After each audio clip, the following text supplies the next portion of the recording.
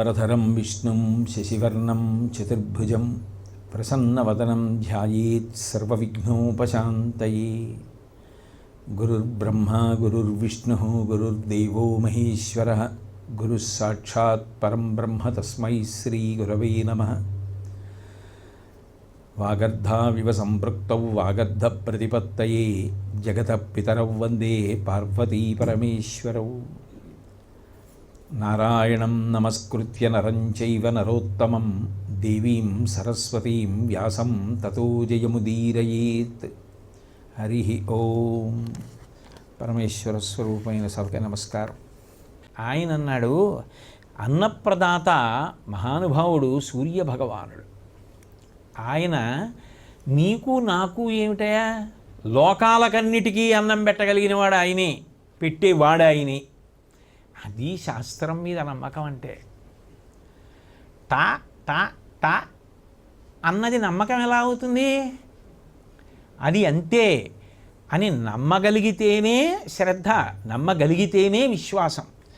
అందుకని ఆయన అన్నాడు, నీకు నేను ఒక మాట చెప్తాను, బాగా విను ధర్మరాజా. భూతరాశి తొల్లి పుట్టి బుభుక్షాభితప్తమైన చూచి తద్భయంబు నపనయింపకడగి అదితి సుతాగ్రణి కమలబాంధవుండు కరుణతోడా. ఈ సృష్టి జరిగినప్పుడు కోట్ల ప్రాణులు ఉద్భవించాయి. ఈ ఉద్భవించినటువంటి ప్రాణులన్నింటికీ కూడా విశేషమైనటువంటి ఆకలి పుట్టింది. సహజం కదా మరి. అవి ఊర్ములలో ఒకటి ఆకలి, పుడుతూనే ఆకలిస్తుంది. కాబట్టి సమస్త ప్రాణులు ఆకలి పొందితే మంట భరించడం కష్టం, ఏడుస్తాయి. అప్పుడు ఇన్ని ప్రాణులు అన్నం కోసమని చెప్పి ఆర్తి పొందితే లోకబాంధవుడు మహాకరుణామూర్తి సూర్యభగవానుడు చూశాడు. భూతరాశి తొల్లి పుట్టి బుభుక్షాభితప్తమైన చూచి, తప్తమైపోయింది, ఆకలి మంటకి తట్టుకోలేకపోయింది లోకం, ప్రాణులు. అప్పుడు తద్భయంబు నపనయింపకడగి, వాళ్ళకి ఎలా తినడానికి ఏముంది అన్న భయాన్ని పోగొట్టడానికి, ఒకళ్ళకి ఇద్దరికి కాదు, సకల ప్రాణులకు అడగకుండా ఆనాటి నుంచి ఈనాటికి ఏనాటికి పెట్టేవాడు ఎవరో తెలుసా? అదితి సుతాగ్రణి కమలబాంధవుండు కరుణతోడా. అదితి కొడుకు కాబట్టి ఆదిత్యుడు. ఆదిత్యుడు కరుణతో పెట్టాడయా. నిజానికి చేసినటువంటి పాపముల వలన అన్నం తినడానికి, జీర్ణం అవ్వడానికి భగవంతుడే అర్హత చూస్తే ఎంతమందికి పెట్టాలన్న విషయం ఎలా? కానీ అట్లా కాదు. పాపమే చేశాడో పుణ్యమే చేశాడో ఆకలితో ఉండడానికి వీల్లేదు. అమ్మ ఎట్లా ఆలోచిస్తుందో అట్లా కరుణతోడా, దయతో చూశాడు తప్ప అర్హతని విచారించలేదు. అది భగవానుడు. అది ధౌమ్యుడి యొక్క నమ్మకం. అది ధౌమ్యుడికి భగవంతుని యందున్న భక్తి, ప్రీతి. కాబట్టి ఆ కమలబాంధవుండు కరుణతోడ సమస్త ప్రాణులకు అన్నం పెట్టాలనుకున్నాడు. అనుకుని ఉత్తరాయణంలో వాళ్ళ గురించి ఏం చేశాడంటే, సముద్రాలలో ఉన్నటువంటి నీటినంతటినీ లాగాడు. సమస్త ప్రదేశాలలో ఉన్నటువంటి రసాన్ని లాగాడు. లాగి దక్షిణాయన వచ్చేటప్పటికీ శుద్ధమైన తీయటి జలాన్ని వర్షించాడు. ఆ వర్షించేటప్పటికి ఏమైంది అంటే, ఆ సూర్యుని యొక్క మేఘములలో ఉండేటటువంటి కొన్ని కిరణముల యొక్క కాంతిని చంద్రుడు పుచ్చుకున్నాడు. చంద్రుడు ఓషధీపతి అయి విత్తనంలోంచి మళ్ళీ అంకురం వచ్చేటట్టుగా అమృత కిరణములను వదిలిపెట్టాడు. దానికి కారకుడు సూర్యుడే. మేఘంలో ఉన్న కిరణముల యొక్క శక్తిని ఓషధీపతిగా చంద్రుడు పుచ్చుకున్నాడు. పుచ్చుకుని కిరణ ప్రసారం చేసినటువంటి కారణం చేత ఓషధులలోంచి మొలకలెత్తాయి. ఆ మొలకలెత్తి మొట్టమొదట పంటలు పండాయి. పంటలు పండితే శాకాహార ప్రాణులన్నీ దాన్ని తిని సంతోషించాయి. ఇప్పుడు కేవలం మాంసాహార ప్రాణులు ఈ శాకాహారం తిని బలిసినటువంటి ప్రాణులను అవి తిన్నాయి, అవి బతికాయి. సమస్త ప్రాణులకు అన్నం పెట్టినవాడు ఆయనే.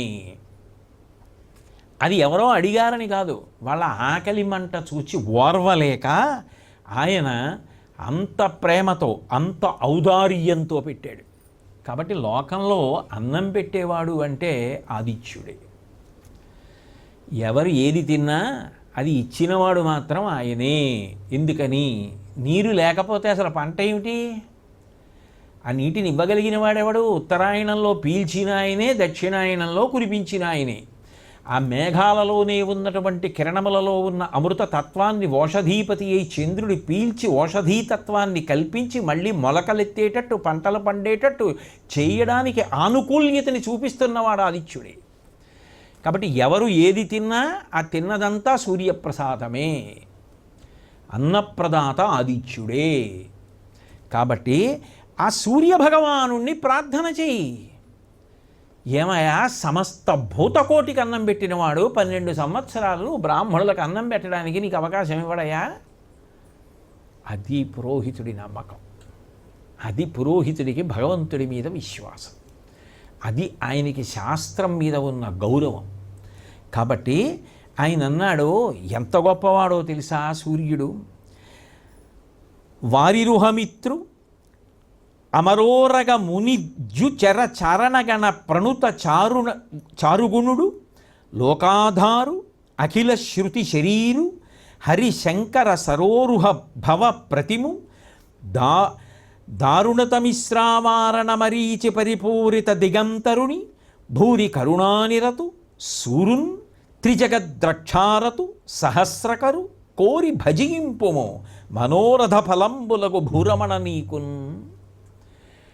ఆ చెప్పేటప్పుడు ఆ సూర్యుడిని ఆరాధించవయా అండం వేరు, ఆ నమ్మకం వేరు.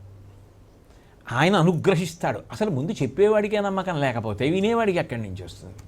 పాడేవాడికి లేని పరవశం వినేవాడికి వస్తుందా? ముందు పాడేవాడు పరవశిస్తే వినేవాడికి పరవశం ఉంటుంది. పాడేవాడికే పరవశం లేదు, ఇంకా వినేవాడికి రమ్మంటే ఎక్కడి నుంచి వస్తుంది? చెప్పేవాడికే నమ్మకం లేదు, ఇంకా వినేవాడికి నమ్మకం ఎక్కడి నుంచి వస్తుంది? చెప్పేవాడికి అంత నమ్మకం. అందుకే ఆ సూర్యుడిని ఆరాధించు అని ఊరుకోలా. ఎంత గొప్పగా చెప్పాడంటే, వారిరుహమిత్రున్. ఎవరైనా తెల్లవారి ఆయన ఉదయించేటప్పటికి తామర పువ్వులన్నీ వికసిస్తాయి. పద్మబాంధవుడయా అమరోరగ మునిద్యుచర చారణగణ ప్రణుత చారుగుణు. ఒకళ్ళు ఇద్దరు కారయా, దేవతల దగ్గర నుంచి అమరులు, దేవతలు, ఉరగములు అంటే ప్రాణులు, మునులు, ద్యుచర ఆకాశమునందు ప్రయాణించేటటువంటి వాళ్ళు, శుభవార్తలు చెప్పేటటువంటి దేవగణాలు, చారణులు అందరూ కూడా కీర్తించేటటువంటి మహానుభావుడు సూర్యభగవానుడు. కీర్తించారంటే గుణములు లేకుండా కీర్తిస్తారా? అన్ని గుణములకు నిధి.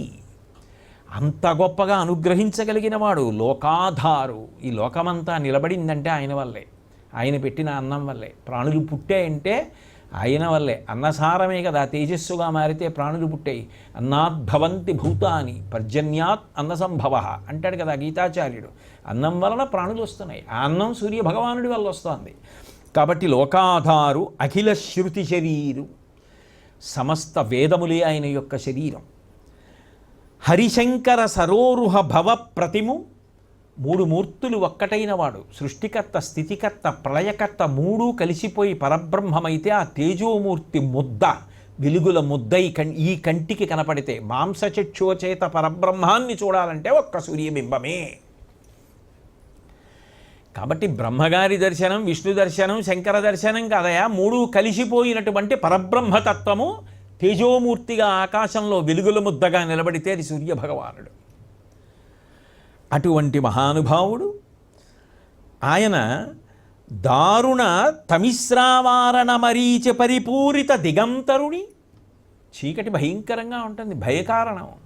దొంగో తెలియదు, తాడో తెలియదు, పామో తెలియదు. పిల్లలే చీకటిగా ఉందమ్మా సాయంత్రం అంటారు.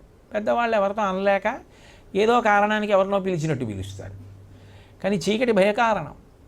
అటువంటి చీకటిని ఆకాశంలో నిలబడి తన కిరణముల చేత తరిమి కొట్టగలిగినటువంటి వాణ్ణి మహానుభావుడు. భూరి కరుణా నిరతు. ఆయన కారుణ్యానికి హద్దు లేదయా. ఇంత అంతా అని చెప్పడం సాధ్యం కాదు.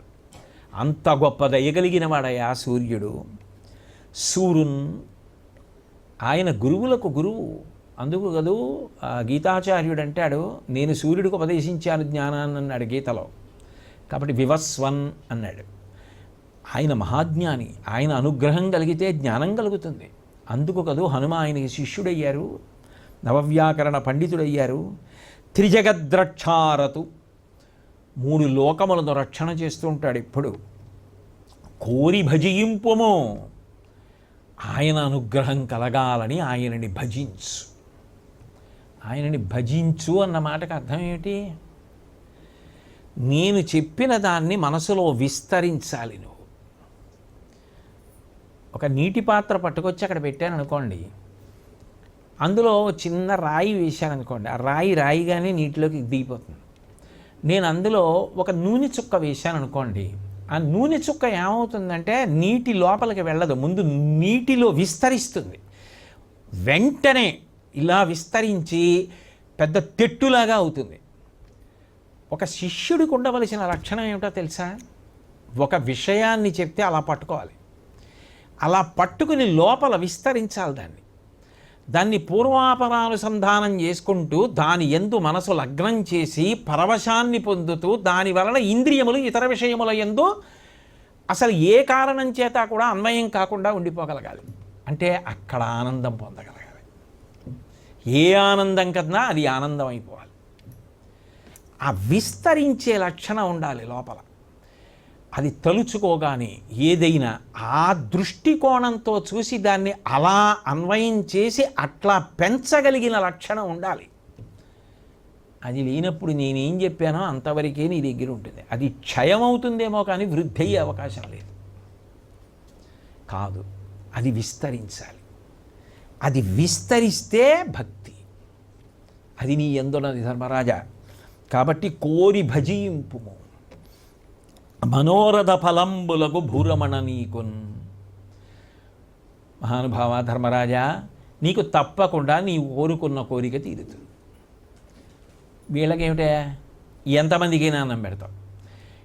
ఏమిటి 3 లోకాల్లో ఉన్న సమస్త ప్రాణులకి అన్నం పెట్టేవాడు నీ వెనకాలన్న ఈ బ్రాహ్మణులకి అన్నం పెట్టడానికి అవకాశం కల్పించడాయా? ఎంత నమ్మకం అండి అసలు. కాబట్టి సూర్యుడిని ఆరాధించు. ఎట్లా ఆరాధించాలంటావా? విను. అది ఒకసారి చెప్తే పట్టుకుని అట్లాగే అన్వయం చేయడం అంటే అక్కడ ఉంటుంది.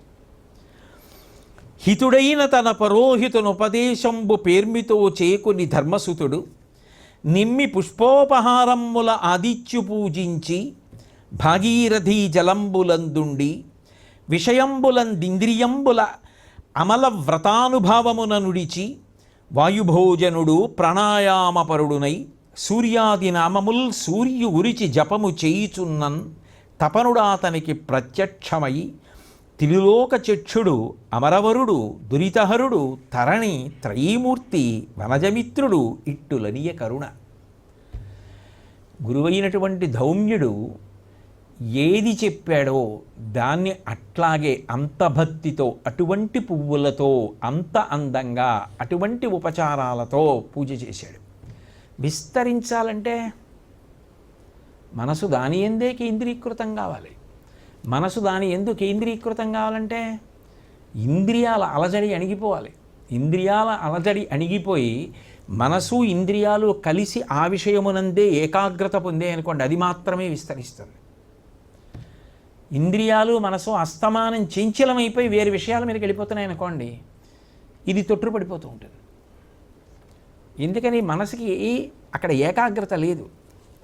ఏకాగ్రత లేకపోతే తొట్టుపాటు వచ్చేస్తుంది, విస్తరించదు, అది జారిపోతూ ఉంటుంది. కాబట్టి ఇంద్రియములను మనసును అరికట్టాలంటే దాన్ని సాత్వికంగా కాపాడడం కోసం ఏం చేశాడంటే వాయుభక్షణ చేస్తూ భాగీరథీ జలములు, గంగా జలములలోనే నిలబడి సూర్యభగవానుడికి ఎదురుగుండా నిలబడి ధౌమ్యుడు ఏ నామాలు చెప్పాడో ఆ నామాలతోటే ఉపాసన చెయ్యడం మొదలుపెట్టాడు.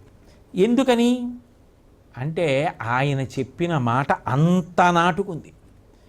ఏవం భానువయం హ్యన్నం భూతానాం ప్రాణధారణం పితైవ సర్వభూతానాం తస్మాత్తం శరణం వ్రజ. ఒక కొడుకు తండ్రిని అసలు అడగక్కర్లేదు. నాన్నగారండి నాకు ఇది చేసి పెట్టండి అని కొడుకు అడగవలసిన అవసరం అసలు తండ్రి తీసుకురాడు. అది తండ్రి మనసు. తను కష్టపడైనా సరే కొడుకు సుఖపడాలని చెప్పి కొడుకు సుఖం కోసం వెంపర్లాడతాడు. అమ్మయ్య వాడు సుఖంగా ఉన్నాడని తండ్రి మురిసిపోతాడు. అది లోకానికి లక్షణం. తాను ఎంత కష్టపడైనా కొడుక్కి అన్నం పెట్టి కొడుకు వృద్ధిలోకి రావాలని తాపత్రయపడతాడు తండ్రి. ధర్మరాజా, ఆ సూర్యుడు ఎవరో తెలుసా? పితైవ సర్వభూతానాం. నీకే కాదయా, అన్ని ప్రాణులకు ఆయన తండ్రి. అన్నం పెట్టడం ఆయన ప్రధాన లక్షణం. ఏవం భానుమయం హన్నం. అసలు అన్నం అంతా సూర్యుడే, ఆయన కల్పించిందే. అటువంటిది తినడానికి వాళ్ళకి, పెట్టడానికి నీకు ఆయన అవకాశం కల్పించడయా? ఈ మాట నాటుకుంది. అందుకని ఆయన ఏ నామములనిచ్చాడో ఆ నామములను కీర్తించాడు. ఏ కారణం చేతనో తెలుగు భారతంలో ఆ నామములను వదిలిపెట్టేశారు. సంస్కృత భారతంలో ఆ 108 నామములను ఇచ్చారు. అందులో సూర్యోర్యమా భగవస్త్వష్టా పూషార్క సవితారవి గభస్తిమానజక్కాల మృత్యుర్ధాత ప్రభాకర పృథివ్యాపశ్చ తేజశ్చ ఖం వాయుశ్చ పరాయణం సోమో బృహస్పతి శుక్ర బుధోంగారక ఏవ చ ఇంద్రో వివస్వాం దీప్తాంశు శుచి శౌరి శనైశ్చర బ్రహ్మా విష్ణుశ్చ రుద్రశ్చ స్కందో వై వరుణో యమః వైద్యుచో జాఠరాశ్చాగ్ని ఐంధనస్తేజసాం పతిః ధర్మధ్వజో వేదకర్త వేదాంగో వేదవాహనః కృతం త్రేతా ద్వాపరశ్చ కలిః సర్వమలాశ్రయః కళాకాష్టా ముహూర్తాశ్చ క్షపాయామస్తథా క్షణః సంవత్సరకరోశ్వత్థః కాలచక్రో విభావసుః పురుషः శాశ్వతో యోగి వ్యక్తావ్యక్తః సనాతనః కాలాధ్యక్షः ప్రజాధ్యక్షः విశ్వకర్మా తమోనుదః వరుణः సాగరోంసుశ్చ జీమోతో జీవనోరిహ భూతాశ్రయో భూతపతిః సర్వలోక నమస్కృతః స్రష్టా సంవర్తకో వహ్నిః సర్వస్యాదిరలోలుపః అనంతః కపిలో భానుః కామదః సర్వతోముఖః జయో విశాలో వరదః సర్వధాతు నిషేచితః మనస్సుపర్ణో భూతాదిః శీఘ్రగా ప్రాణధారకః ధన్వంతరిర్ధూమకేతుః ఆదిదేవోదితే సుతః ద్వాదశాత్మా అరవిందాక్షః పితామాతా పితామహః స్వర్గద్వారం ప్రజాద్వారం మోక్షద్వారం త్రివిష్టపం దేహకర్త ప్రశాంతాత్మా విశ్వాత్మా విశ్వతోముఖః చరాచరాత్మా సూక్ష్మాత్మా మైత్రేయః కరుణాన్వితః ఏతత్వై కీర్తనీయస్య సూర్యస్యామిత తేజసః నామాష్టకశతం చేదం ప్రోక్తమేతత్ స్వయంభువా. ఈ 108 నామాలు చెప్పి ధర్మరాజా భక్తితో ఈ 108 నామాలతో సూర్యనారాయణమూర్తిని కీర్తించు. అయిపోయిన తరువాత ఆయనకి నమస్కారం చేయి. సూర్యభగవానుడు నమస్కారం చేత ప్రీతి పొందుతాడు. నమస్కారం చేసి ఈ మాట చెప్పు అన్నాడు. సురగణ పితృయక్షసేవితం అసుర నిశాచర సిద్ధవందితం వర కనక హుతాశన ప్రభం ప్రణిపతితోస్మి హితాయ భాస్కరం. సూర్యభగవాను ఉద్దేశించి, హే భగవన్ సూర్యనారాయణమూర్తి, నిన్ను సురగణ పితృ యక్ష సేవితం, నిన్ను దేవగణాలు, పితృదేవతలు, యక్షులు అందరూ సేవిస్తూ ఉంటారు. వాళ్లే కాదు, దేవతాగణాలే కాదు, అసుర నిశాచర సిద్ధవందితం, రాక్షసులు కానివ్వండి, రాత్రిపూట సంచరించే వాళ్ళు కానివ్వండి, అందరూ ఆయనకి నమస్కారం చేస్తారు. వర కనక హుతాశన ప్రభం, మేలిమి బంగారం ఎలా ఉంటుందో, అగ్నిహోత్రం ఎలా ఉంటుందో అటువంటి కాంతులతో ఉండేవాడు. అంటే ఉపాసన చేసినప్పుడు పచ్చటి బింబం, నారింజ రంగంలో ఉన్న బింబాన్ని ఉపాసన చేస్తారు. ప్రణిపతితోస్మి హితాయ భాస్కరం, ఓ సూర్య భగవానుడా నీకు నేను నమస్కరించుతున్నాను అని 2 చేతులు కైమోడ్చి నమస్కరించు అని చెప్పి, ఈ అష్టోత్తర శతనామ స్తోత్రాన్ని, ఈ 108 నామాల్ని ఎవరు చదువుతున్నారో వాళ్ళు ఏది పొందుతారు అన్నదాన్ని ధౌమ్యుడు చెప్పాడు. సూర్యోదయేయ సుసమాహిత పఠేత్ సపుత్రదారాం ధనరత్న సంచయాన్ లభేత జాతి స్మరతాం నరః సదా ధృతించ మేధాంచ సవిందతే పుమాన్ ఇమం స్తవం దేవవరస్య యో నరః ప్రకీర్తయేచ్ఛుచ్చిసుమనాః సమాహితః విముచ్యతే శోకదవాగ్నిసాగరాత్ లభేత కామాన్ మనసా యదీప్సితాన్. ఈ 108 నామాలతో కూడుకున్నటువంటి ఈ స్తోత్రాన్ని సూర్యోదయ సమయంలో ఎవరైతే భక్తితో చదువుతున్నారో వాళ్ళకి సంతానము, భార్య అందరూ కూడా సంతోషంగా ఆరోగ్యంగా ఉంటారు. వాళ్ళు సంతోషంగా ఉండడానికి, వాళ్ళ అవసరాలు తీరడానికి ఏ ధనము కలగాలో ఆ ధనం తనంత తానుగా ఈశ్వరానుగ్రహంగా సంప్రాప్తమవుతుంది. లభేత జాతి స్మరతాం నరః సదా. ఇదో విచిత్రం. పూర్వజన్మ స్మృతి కలుగుతుంది. సూర్య సంబంధమైనటువంటి విషయాల మీద అనురక్తి ఉండి ప్రత్యేకించి ఈ స్తోత్రం చదివిన వాళ్ళకి పూర్వజన్మ స్మృతి కలుగుతుంది. ధృతించ మేధాంచ సవిందతే పుమాన్. మంచి పట్టుదల అంటే ధైర్యం, మంచి విషయాల మీద అనురక్తి, బుద్ధి ఏర్పడతాయి. ఇవం స్తవం దేవవరస్య యో నరః. ఇటువంటి ఈ స్తోత్రాన్ని ప్రకీర్తయేచ్ఛుచ్చిసుమనాః సమాహితః. ప్రశాంతమైన మనస్సుతో, అలజడితో, ఇంద్రియాలు మనసు అల్లకల్లోలంగా అటు ఇటు పరిగెడుతుండగా కాకుండా ప్రశాంతంగా మనసుని నిలబెట్టి బుద్ధి ఆయన యందే విస్తరిస్తూ ఉండగా ఎవరు చేస్తూ ఉంటారో విముచ్యతే శోకదవాగ్నిసాగరాత్. వాళ్ళు ఎన్ని కష్టాలలో ఉన్నప్పటికీ అరణ్యంలో అగ్నిహోత్రం అంటుకుంటే మధ్యలో ఉండిపోయిన వాడు ఎటువంటి ఆర్తి పొందుతాడో అటువంటి ఆర్తితో ఉన్నప్పటికీ లభేత కామాన్ మనసా యదీప్సితాన్.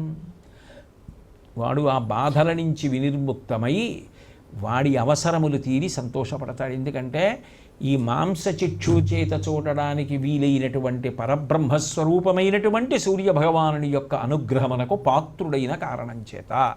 కేవలం చదవడం మాత్రమే కాదు, ప్రారంభంలో కేవలం చదవడం అయినా బుద్ధి బాగా విస్తరించడం అనేటటువంటిది ప్రధానంగా అక్కడ అన్వయం. అది జరగాలి సుమా ధర్మరాజా. కాబట్టి నువ్వు బాగా మనసుని నిలబెట్టు అన్నాడు. ఇక్కడ నేను మీతో ఒక విషయాన్ని ప్రస్తావన చేయవలసి ఉంటుంది. ఇక్కడ మాట్లాడుతున్నది గురు శిష్య సంబంధం. గురువుగారు చెప్పినటువంటి విషయం మీద నమ్మకం ఉన్నటువంటి శిష్యుడు ఏం చేస్తాడంటే పరమశ్రద్ధతో దాన్ని విస్తరిస్తాడు. బుద్ధి చేత బాగా పట్టుకొని లోపల దాన్ని పెంచుతూ ఉంటాడు. నేను మీతో అన్నానే, నూనె చుక్క నీటిలో పడగానే విస్తరించినట్టు గురువు నోటి వెంట ఒక మాట జారి శిష్యుడి హృదయంలో పడగానే అది విస్తరిస్తుంది. దానిలోకి అనేకాన్ని కలుపుకుంటాడు.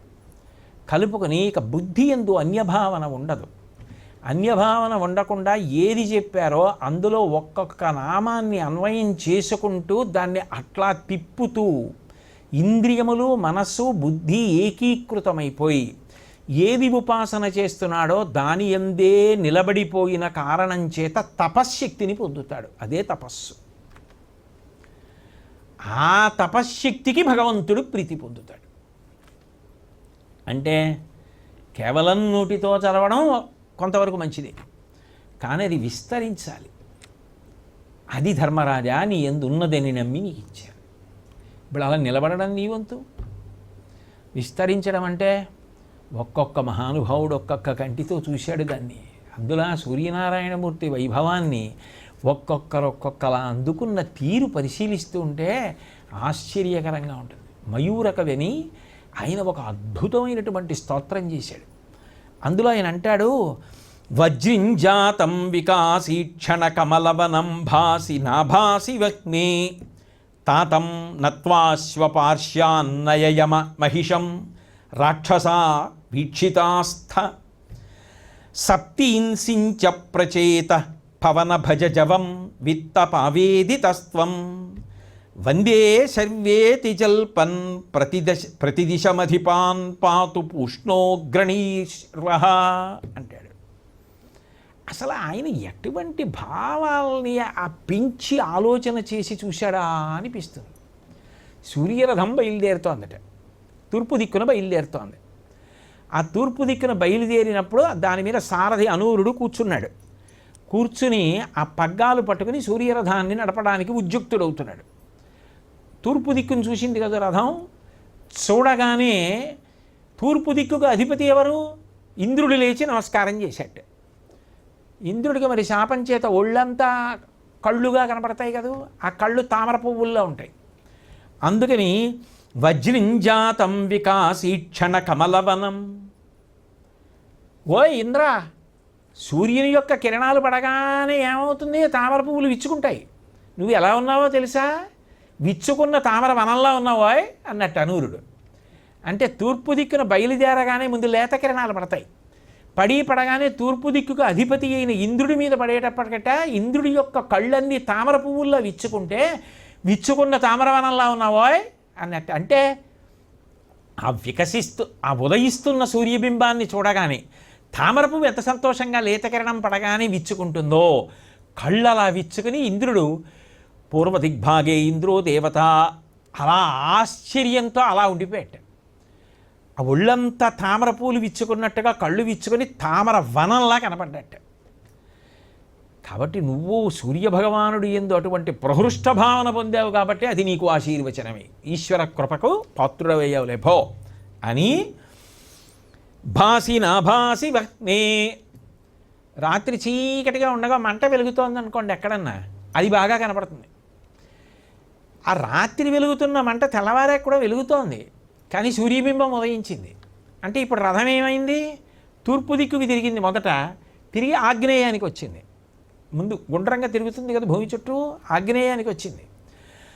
రాత్రి వెలిగినటువంటి అగ్నిహోత్రం అంత బాగా కనపడింది చీకట్లో. తెల్లవారి సూర్యబింబం ఉదయించేటప్పటికీ భాసిన అభాసి వహ్నే, ఈ ప్రకాశం అంతా ఏమైపోయింది? సూర్యబింబం కప్పేసింది. అందుకని అనూరుడు అన్నట్ట, ఓయ్ అగ్నిహోత్రుడా, ఇంత గొప్ప ప్రకాశం చీకట్లో నీది, సూర్యబింబం మా స్వామి ఉదయించేటప్పటికి చూసావా, కాంతి తిరిగిపోయింది అన్నట్టు. ఆగ్నేయ దిక్కుకి తిరిగేటప్పటికి రథం. ఆ తర్వాత ఆగ్నేయం నుంచి దక్షిణానికి తిరిగింది రథం. తిరిగేటప్పటికి అన్నట్ట, తాతం నత్వాశ్వపార్శ్యాన్ నయయమ మహిషం. దక్షిణానికి తిరిగేటప్పటికి ఎవరు ఉంటారు? యమధర్మరాజు గారు ఉంటాడు, దక్షిణ దిక్కుకి అధిపతి. ఆయన ఏం చేశాడు?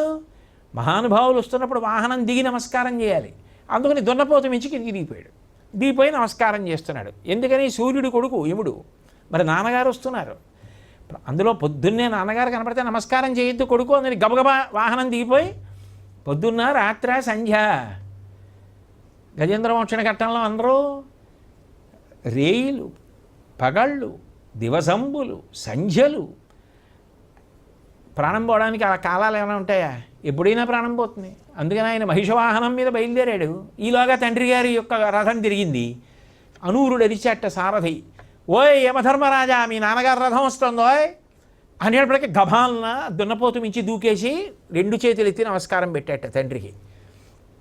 అనూరుడు అన్నట్ట, గుర్రానికి దున్నపోతుకి పడదో, మా రథం గుర్రాలు ఇప్పుడు నీ దున్నపోతుని చూసాయంటే అటు తిరిగి దాని మీదకి కలిగి పడతాయి, తీ పక్కకి పెట్టేయి అన్నట్ట. అనేటప్పటికీ గబగబా యమధర్మరాజు గారు తన దున్నపోతుని పక్కకి తీసుకెళ్ళి కట్టేసుకుంటున్నట్టు, కట్టేసుకుని నమస్కారం పెడుతున్నట్టు. అంత గడబిడట సూర్యరథం తిరుగుతుంటే. అష్టదిక్పాలురే అంత జాగ్రత్త పడతారట. ఎలా ఊహ చేశాడో ఆ సూర్యబింబం పెడుతుంటే ఆ సూర్య రథాన్ని అనూరుడు పరాకు చెప్పడాన్ని అంత గొప్పగా ఊహించాడు. రాక్షసా వీక్షితాహస్త, ఓ రాక్షసులారా మీ పేరు చెప్తే భయపడతారా? ఎందుకని దక్షిణం నుంచి నైరుతికి తిరిగింది రథం. నైరుతి దిక్కులో రాక్షసులు ఉంటారు. ఒరే మీ పేరు చెప్పేటప్పటికి అందరూ హడిలిపోతారా, మిమ్మల్ని చూడాలని ఎవరు అనుకోరు. మీరు మా స్వామిని ఒక్కసారి చూడండి రా, మిమ్మల్ని చూడాలని అందరూ అనుకుంటారు, మంచి బుద్ధి కలుగుతుంది అన్నట్ట రాక్షసుల్ని చూసే నైరుతి దిక్కున అని పశ్చిమానికి తిరిగింది రథం. తిరిగేటప్పటికి వరుణుడు కనబడ్డాడు. చూసి సప్తీంసించ ప్రచేత, ఓ పశ్చిమ దిక్కు అధిపతి అయినటువంటి వరుణుడా, నువ్వు జలాలకి అధిపతివి. పశ్చిమ దిక్కు అధిపతి అయినటువంటి వరుణో దేవత వరుణ ప్రసాదాత్ అంటాం కదా, ఆయన నీటి మీద ఆధిపత్యంతో ఉంటాడు. కాబట్టి అటువంటి మహానుభావుడు సూర్యరథం వచ్చేస్తోంది, సూర్యనారాయణమూర్తి వస్తున్నాడు, అలా నిలబడతాయేమిటి నమస్కారం చేస్తూ? అటువంటి బింబం మీద నీళ్లు చల్లితే దోషం వస్తుంది. నువ్వు నీటికి అధిపతివైనా అర్ఘ్యం ఇవ్వాలంతే. అది ఇప్పుడో ఇచ్చేసావు సూర్యోదయం అవగానే. కాబట్టి ఇప్పుడు ఏం చేస్తావు? ఆయన సేవ చేసిన కన్నా ఆయన రథానికి కట్టబడిన గుర్రాలకి సేవ చేస్తే ఆయన ఎక్కువ సంతోషిస్తాడు. గుర్రాలకు బడలకి ఎందుకు తీరుతుంది? వాటి మీద నీళ్లు తల్లి కడిగితే వాటికి ఉన్నటువంటి బడలిక పోతుంది. నువ్వు నీటికి అధిపతివి కదా, చల్లు నీళ్లు గుర్రాల మీద అన్నట్టు. అనేటప్పటికీ ఉలిక్కిపడి వరుణుడు తన నీళ్లు తీసి గుర్రాల మీద చల్లేట ఆ సూర్యరథానికి. అంటే ఆ పశ్చిమం నుంచి వాయవ్యానికి తిరిగిపోయింది రథం. అప్పుడు అన్నట్ట పవన భజజవం, అలా చూస్తాయట నమస్కారం పెడుతూ. ఆ గుర్రాలకి పశ్చిమాన నీళ్లు చల్లాడు వరుణుడు. ఇప్పుడు నువ్వు ఓసారి మెల్లగా వీచు. ఆ తడి ఒంటి మీద మెల్లిగా గాలి తగిలితే చల్లగా ఉంటుంది. గుర్రాలకి మంచి ఉత్సాహం కలిగి వేగం పుంజుకుంటాయి. అలా చూస్తామే ఆ గుర్రాలని సంతోషపెడితే మా స్వామి సంతోషపెడతారు, వీచు అన్నట్టు. అనేటప్పటికీ కంగారు పడిగా వీచకూడదు, మెల్లగా వీచాలి. వాటికి చల్లగా ఉండేటది మెల్లిగా వాయుదేవుడు వీచేట్టు. అక్కడి నుంచి ఉత్తరానికి తిరిగాడు. హడిలిపోతూ నిలబడతాట కింకరుడు. ఎవరు? కుబేరుడు. ఎందుకని? తన దగ్గర ఉన్న నిధులలో ప్రధానమైన నిధులేవి? శంఖం, పద్మం. అవి రెండు ఎవరి చేతుల్లో ఉన్నాయి? అసలు ఆ రెండు ఆయన చేతిలో ఉన్నాయి. అసలు శంఖ పద్మాలు పట్టుకునేవాడు ఎవరు? ఆయనే, సూర్యనారాయణమూర్తి. ఆయన అనుగ్రహం వల్ల ఈయనకి శంఖ, పద్మ మొదలైన నిధులకి ఆధిపత్యం కలిగింది. అందుకని నోట మాట కూడా రాకుండా ఇలా నించుని అనూరుడి వంక చూస్తున్నట్ట. చూస్తుంటే అనూరుడు అన్నట్ట విత్తపావేది తస్త్వం. చెప్పానులేవా నీ గురించి? అడిగానండి స్వామి నించున్నాడు నమస్కారం పెడుతున్నాడని చెప్పానులే, చూశారు సంతోషించారు అన్నట్టు. అంటే కుబేరుడికి అసలు నోట మాట కూడా లేదు. ఆయన ఈయనకి ఇచ్చేది ఈయన వల్ల ఆయన పొందేవాడే కానీ అది ఎక్కడ గొప్పతనం. మిగిలిన వాళ్ళు అంటే కనీసం నీళ్ళన్నా చల్లారు, గాలన్నా వీశారు. ఈయన ఆయన వల్ల పొందాలి కానీ ఈయన ఆయనకి ఇవ్వడానికి ఏం లేదు. అందుకని నీ గురించి చెప్పానులే బాయ్ అంటే ఆయన ప్రసన్నత్వాన్ని పొందారు కాబట్టి నువ్వు ఇలాగే ధనాధిపతి అయి ఉంటావులే. ఇప్పుడు రథం ఈశాన్యానికి తిరిగింది. ఈశాన్యంలో ఎవరున్నారు? శర్వుడు, శంకరుడు ఉన్నాడు, శివుడు ఈశాన్య దిక్కున. ఆయన కనబడ్డట్ట. అనూరుడు పగ్గాలు పక్కన పెట్టేసి రెండు చేతులు జోడించి తల ఉంచి నమస్కరించట. వందే శర్వేతి జల్పన్. శివ, ఇందులో ఉన్న విష్ణువే అక్కడున్న శివుడు. ఒకటి రెండుగా కనపడుతోంది నాకు. ఇద్దరు ఒక్కటే, రెండు కాదు. అందుకని మీకు నమస్కారం అని పగ్గాలు పక్కన పెట్టేసి నమస్కారం చేసేట. అలా రథం 8 దిక్కుల వైపు నడుపుతున్నప్పుడు 8 దిక్కుల యొక్క అధిపతుల విషయంలో అనూరుడు పలికిన మాటలు ఉన్నాయే, అవి పాతుపూష్ణో, అవి మమ్ము రక్షించుగాక. ఆ భావనతో మేము ఆ రథం తిరగడాన్ని చూస్తే అది మమ్ము కాపాడుగాక. అనూరుడు పలికిన పలుకులు మాకు జ్ఞాపకానికి వచ్చి మేము రక్షింపబడదముగాక. దీనివలన పూష్ణోగ్రణీర్వహ, అగ్రణి ముందు కూర్చున్నవాడు సారథి. ఆ సారథి పలికిన పలుకులు ఉన్నాయే, ఆ పలుకుల చేత మేము ఆనందపడదముగాక అన్నాడు. అంటే అది భావ విస్తారం. ఒకటి చదివితే దాన్ని విస్తరించగలిగినటువంటి శక్తి తనంత తనకి కలిగితే అది భగవదానుగ్రహం. ఎన్ని జన్మల తపస్సు ఫలించిందని గుర్తు. అదే తపస్సు అని గుర్తు. లోపల తపస్సు ఉంటే తప్ప ఆ విస్తరించగలిగిన లక్షణం రాదు. ఆ మనసు ఇంద్రియములు కూడా ఏకాగ్రమై అలాగే నిలబడి ఆ విషయాన్ని విస్తరించాలి అంటే అదే తపస్సు. అది జరగాలోయ్ అన్నాడు. అలా విస్తరించడానికి ప్రాణాయామం చేసి ఇంద్రియాలని మనసుని అరికట్టి గంగాజలాలలో నిలబడి సూర్యుడికి అభిముఖంగా నిలబడి ఆ 108 నామాలు చదవాలి కదా. ఇప్పుడు ధౌమ్యుడు చెప్పినవి ఇక్కడ మీరు ఒకటి ఆలోచించండి.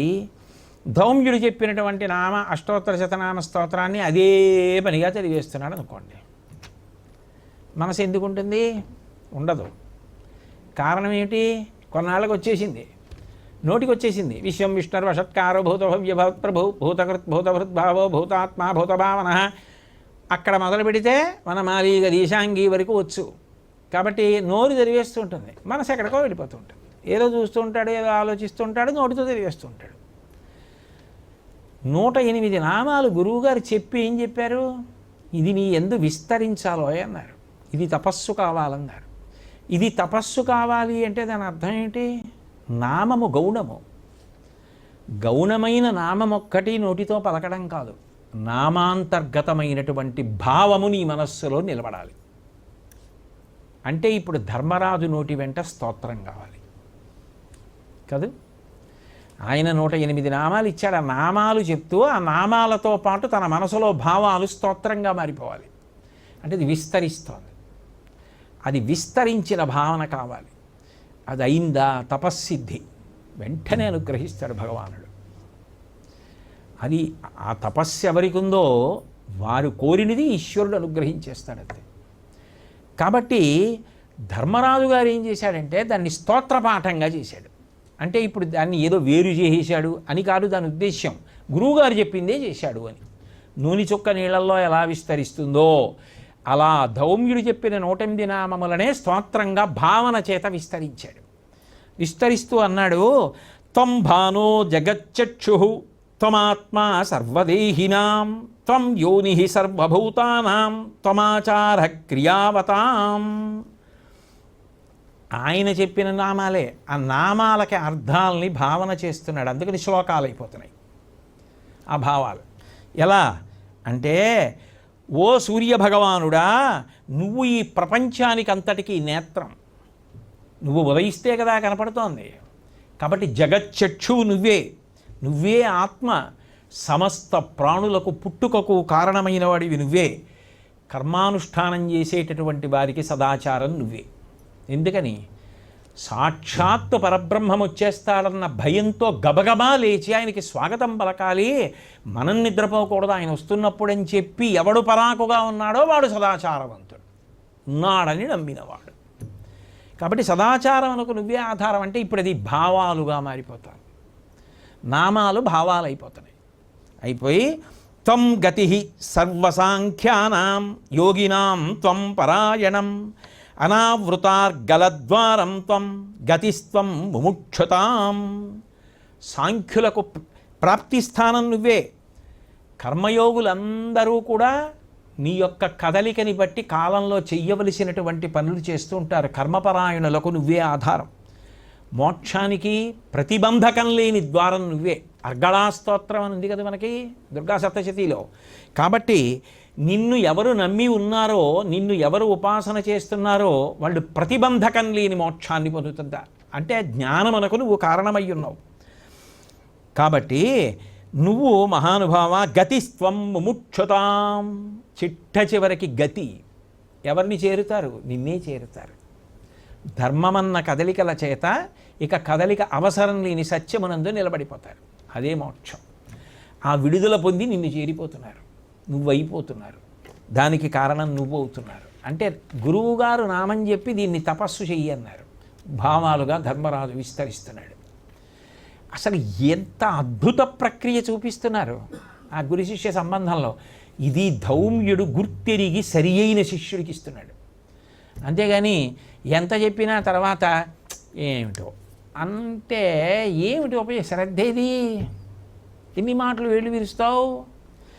కాబట్టి త్వయా సంధ్యార్యతే లోకః త్వయా లోక ప్రకాశ్యతే త్వయా పవిత్రీక్రియతే నివ్యాజం పాల్యతే త్వయా.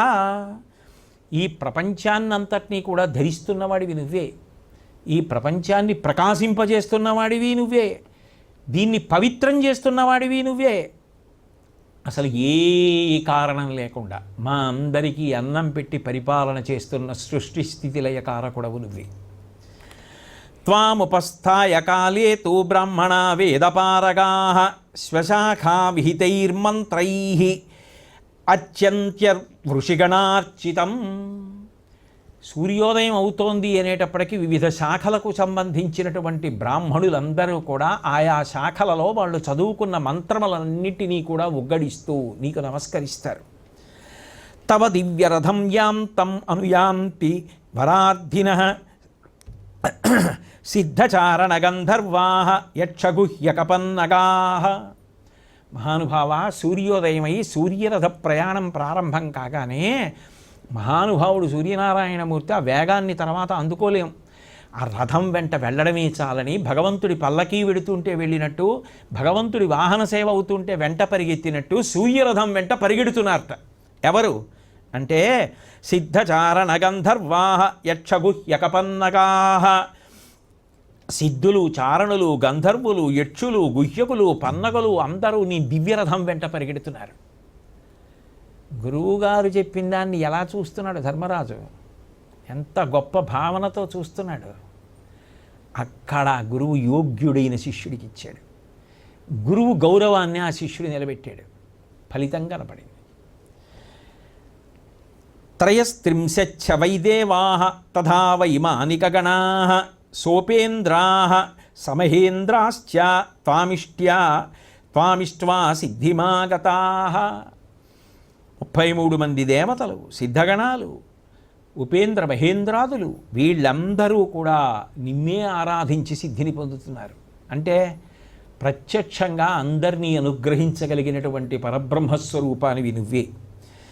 ఉపయాంత్యర్చయిత్వా తు త్వాం వై ప్రాప్తమనోరథాః దివ్యమందారమాలాభిః తూర్ణం విద్యాధరోత్తమాః గుహ్యాః పితృగణాః సప్తయే దివ్యాయే చ మానుషాః తే పూజయిత్వా త్వామేవ గచ్చత్యాశు ప్రధానతాం వసవో మరుతో రుద్రాః ఏ చ సాధ్యా మరీచిపాః వాలకిల్యాదయః సిద్ధాః శ్రేష్ఠత్వం ప్రాణినాంగతాః. ఓ సూర్యభగవానుడా, నీ దివ్యరథం బయలుదేరగానే ఎర్రని మందార పూలు దండలు కట్టుకుని విద్యాధరులు నీకు ఆ ఎర్రపూల మాలలు సమర్పించాలని వెనక పరుగులు తీస్తున్నారు. అంతేనా? గుహ్యకులు, 7 విధాలైన పితృగణాలు, దివ్యులైన మానవులు, వసు రుద్ర మరుద్గణాదులు, సాధ్యులు, నీ కిరణాల్ని తాగేటటువంటి వాలకిల్యులు భారతంలో కనపడతారు. గరుడోపాఖ్యానంలో వాటిల్లో ఆ వాలకల్యులు, వైఖానసులు వీళ్ళందరూ అవన్నీ ప్రాచీనమైన శాఖలు. వీళ్ళందరూ కూడా నీ రథాన్ని అనుసరించి పరుగులు తీస్తున్నారు నీ అనుగ్రహం కోసం.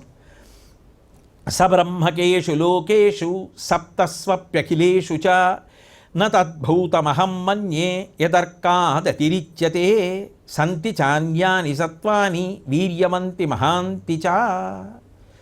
మహానుభావ సూర్యనారాయణమూర్తి, నీ యొక్క అనుగ్రహం గురించి ఏమని చెప్పవలసి ఉంటుంది?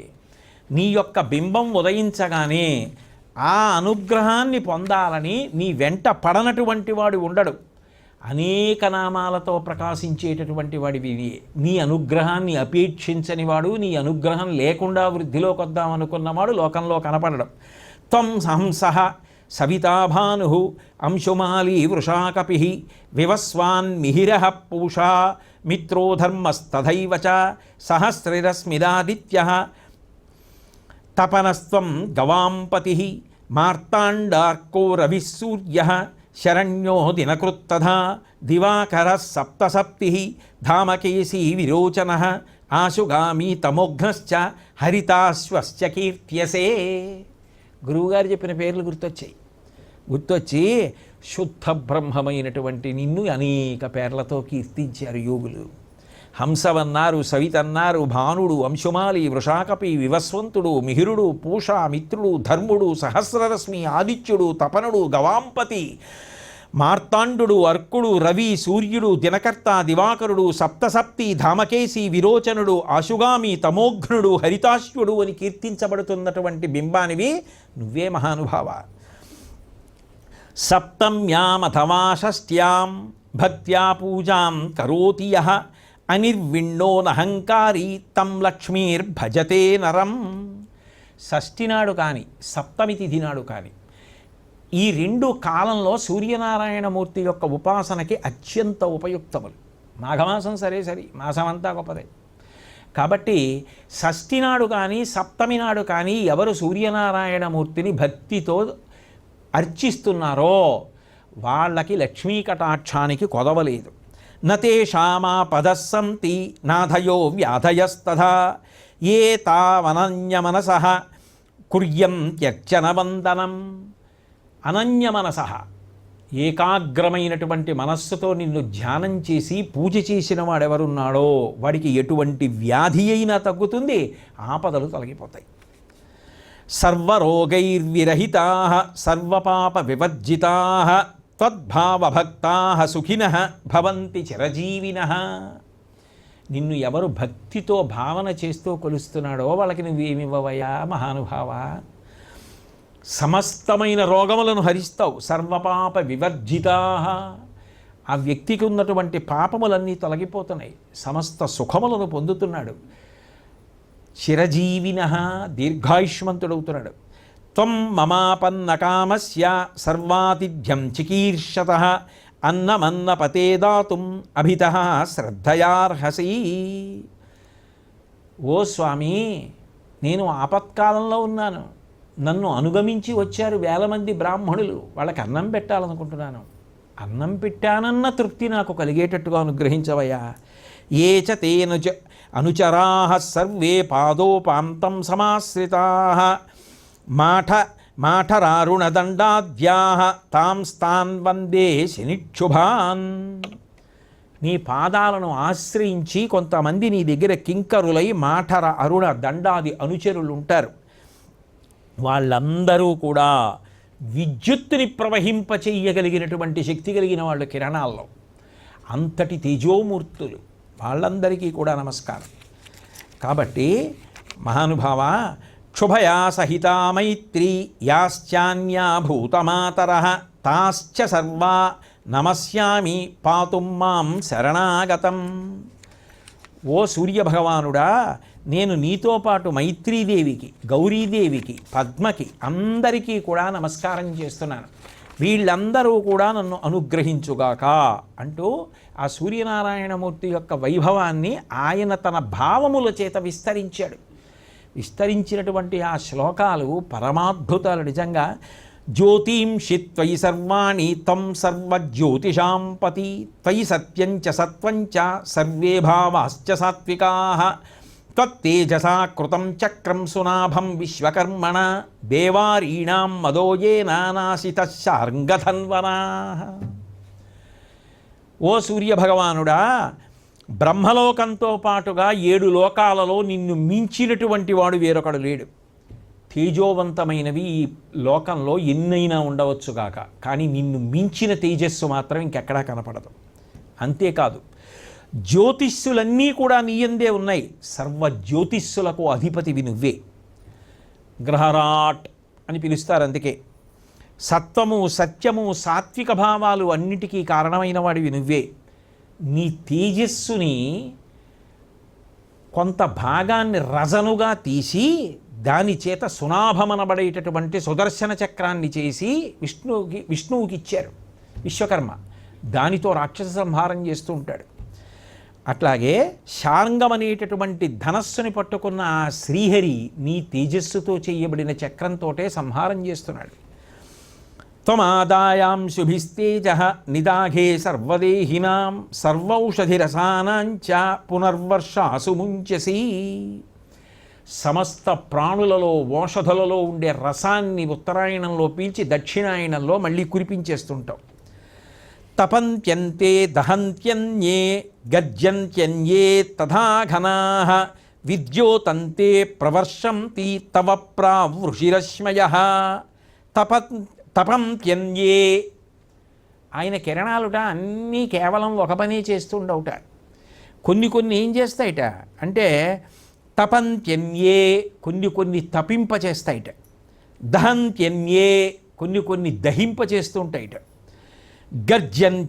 గర్జంత్యన్యే తథా ఘనాః, కొన్ని కిరణాలు మేఘాలలో గర్జనకి ఉపయోగపడుతుంటాయిట.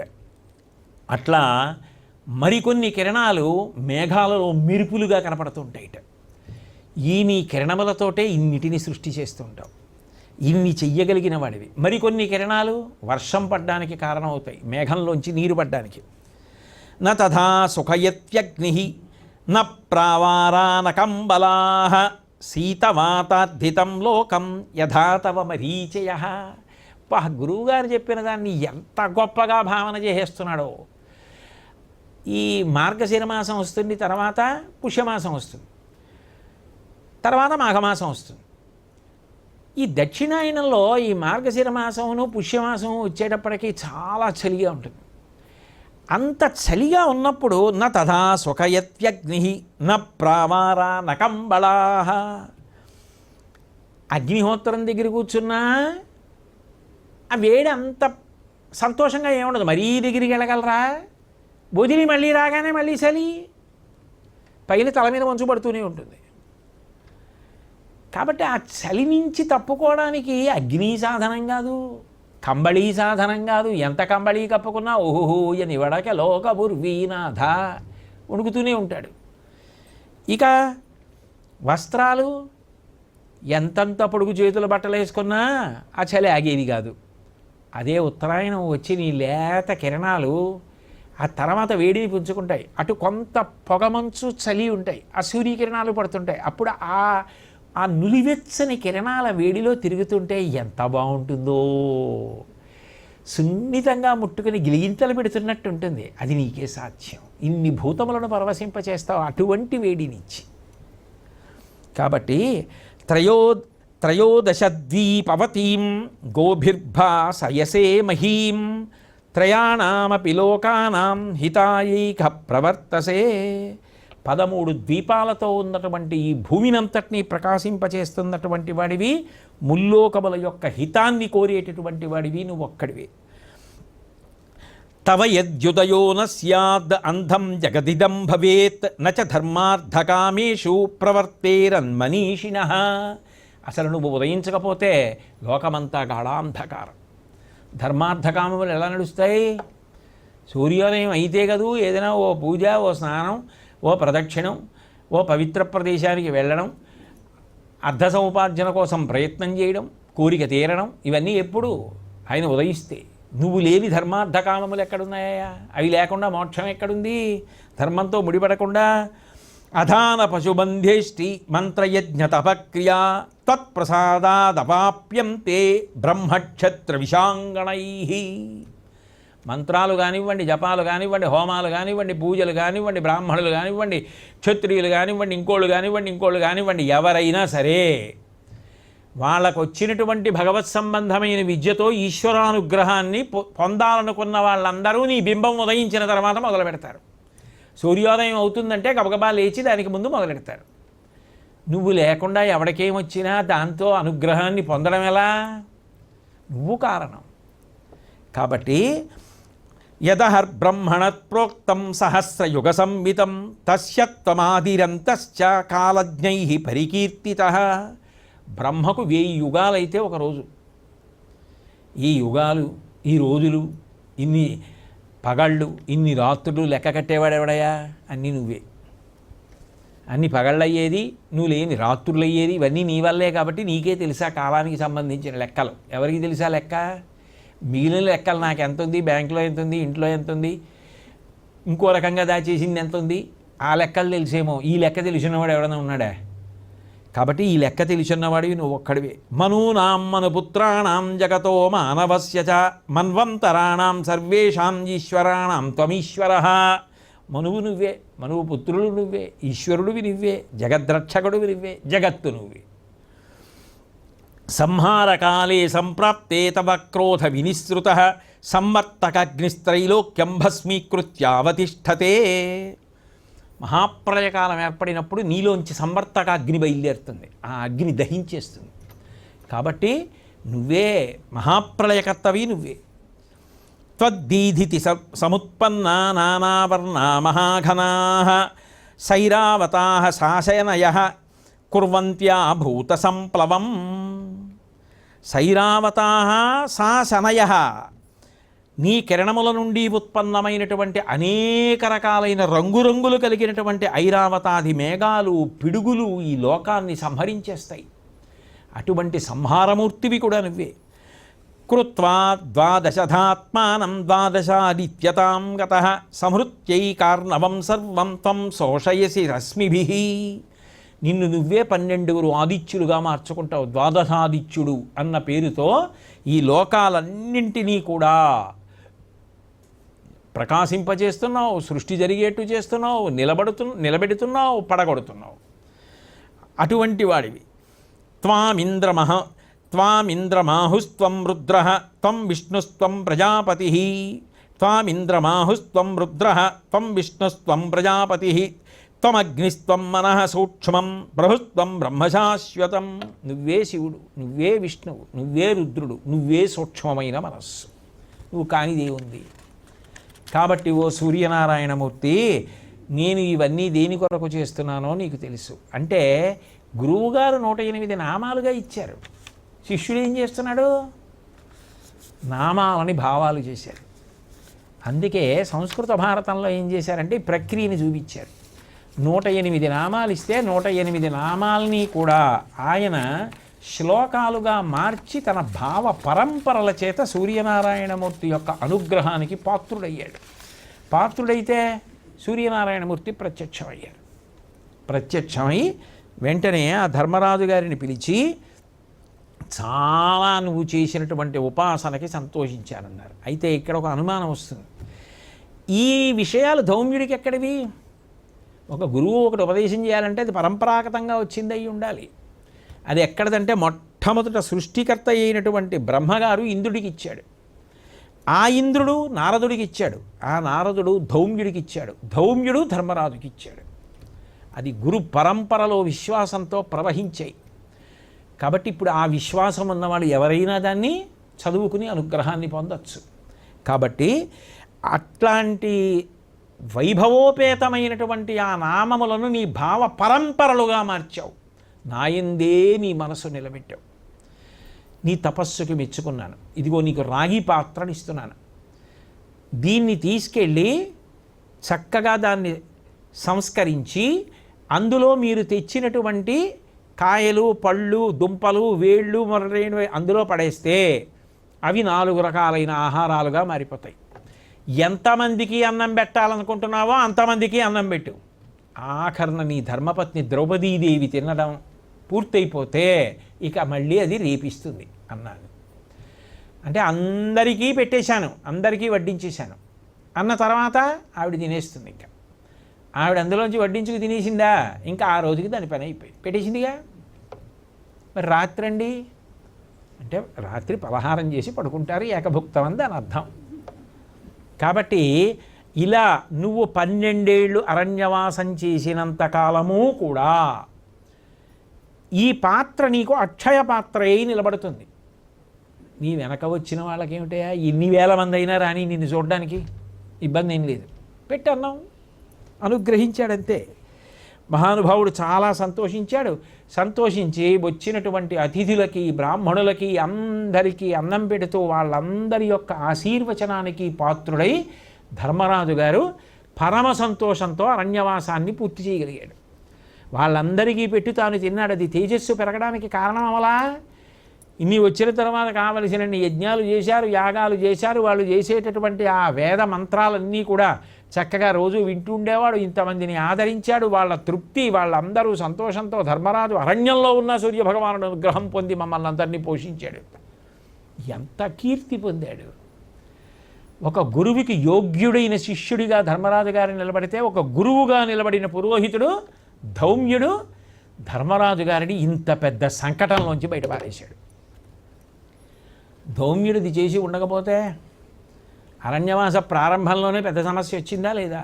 అది ధౌమ్యుడి గొప్పతనం.